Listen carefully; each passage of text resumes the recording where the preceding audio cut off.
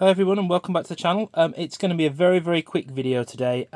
It's kind of, I haven't had much time. It's been Easter holidays and numerous family and work things. So I haven't had much time to do much modelling, and I haven't had any time really to shoot a proper video either. So I just thought I'd show you where we are very briefly.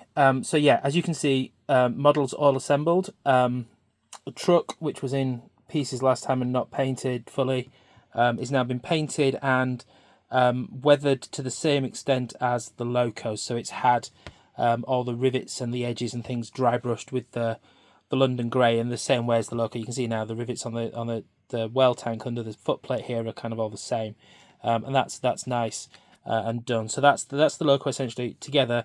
It's also had the Army Painter anti shine matte varnish applied. You can see it's still a little shiny, but it's not as shiny as it was, and it's looking pretty good really. So yeah, as I said, I will need to do something about trying to hide this when I weather it. Sorry, focus is issue.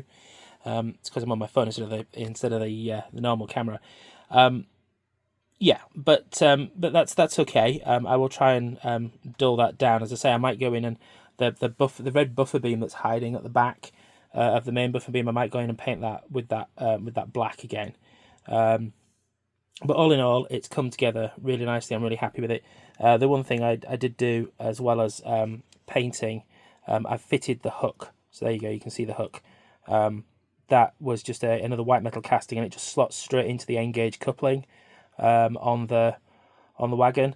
So I also, just to kind of try and tone it down a little, I sprayed the ends of the chassis, if I get that to focus, sprayed the ends of the chassis with the same matte black and anti-shine varnish, where I take the buffers and stuff off, so that they hides the plastic a little bit better. The axle boxes and stuff you can still see through underneath. Again, I'll go in with the really black paint to hide those a little bit when I do the final round of weathering. But that's basically, yeah, as I say, other than the weathering, that's complete now. So I will get to the weathering at some point, hopefully soon, and then there'll be one of those I've finished videos, and we'll go through the whole model and see how it does. I've also got to finish the figure as well, but again, I've undercoated him, so again, he shouldn't take too long to paint. I've also tried to bend his arm a bit so he doesn't look quite as silly with his arm stuck out as he did, and I'll try and continue to kind of improve him a little, but I'm not quite sure how well that will go, but we're definitely getting there. So yeah, apologies for the short handheld video this week, but I thought it'd be nice to have something up on the channel rather than to miss a week. So that's where we are. Thanks again for watching, and remember to hit the subscribe button, and you'll see the next video when I actually get to something with a little bit more content. Thanks.